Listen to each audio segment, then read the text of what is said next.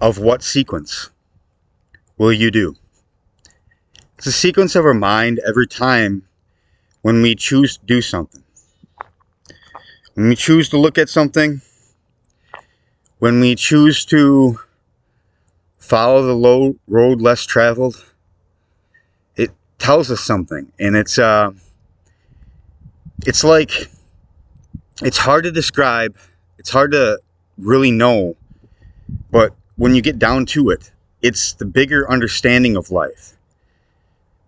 And you know things because you have time to think about things.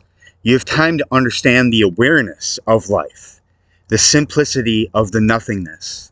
No sound, just everything of observation.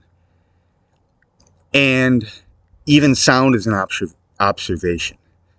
But what I'm trying to say is that we are all of what we do. So then you understand that if we are what we do and we change what we do, something different happens to us. So all these cause and effects within the dreams that we have, there's different things that happen to us. And there's different things in different dimensionalities that happen to us.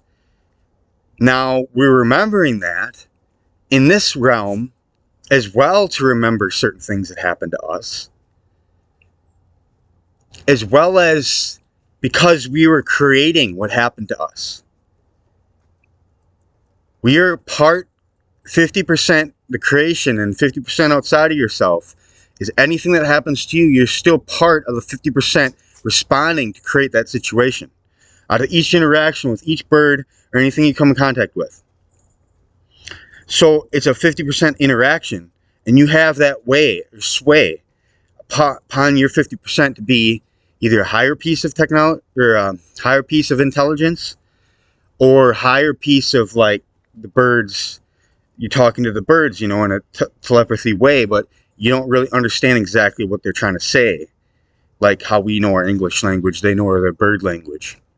But yet I can whistle and they whistle back. Like they know what I'm talking about. When I go,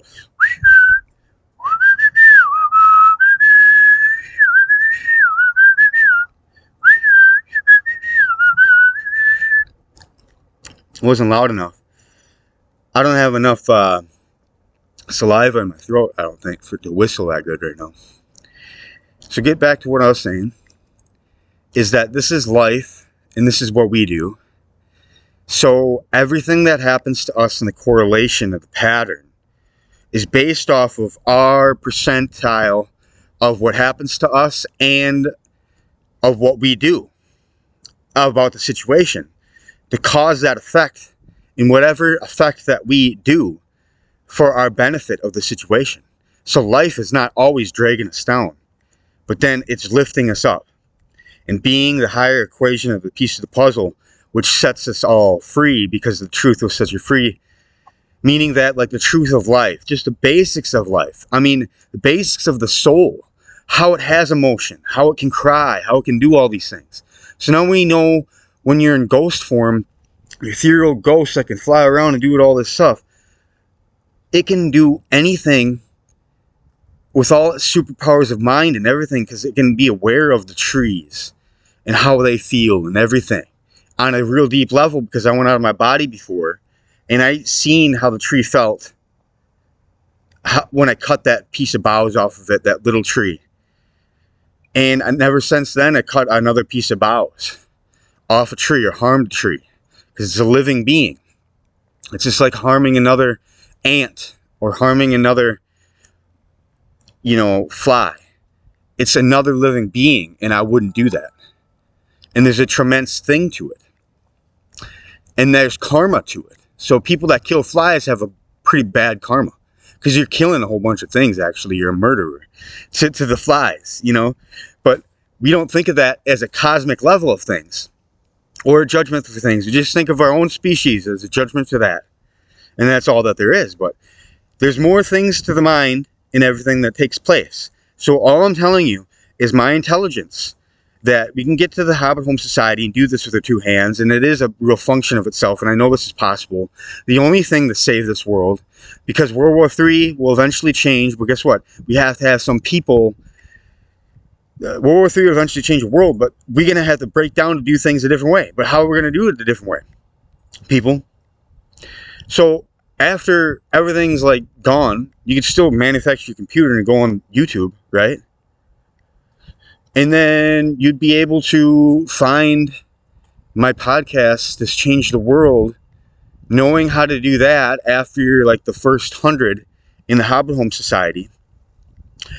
And you populate and grow as a society, as a people, and it eventually gets to a stage where it's metropolis again, but with living with nature, with life, things that are with the way that it should be. And outside of the piece of the puzzle, there's this greater puzzle piece of different realities that we live that are possible, that are seen. I've seen so many realities that are possible. I'm like, so what isn't possible? See, so this is why it really wakes me up to the other realities that have heightened awareness.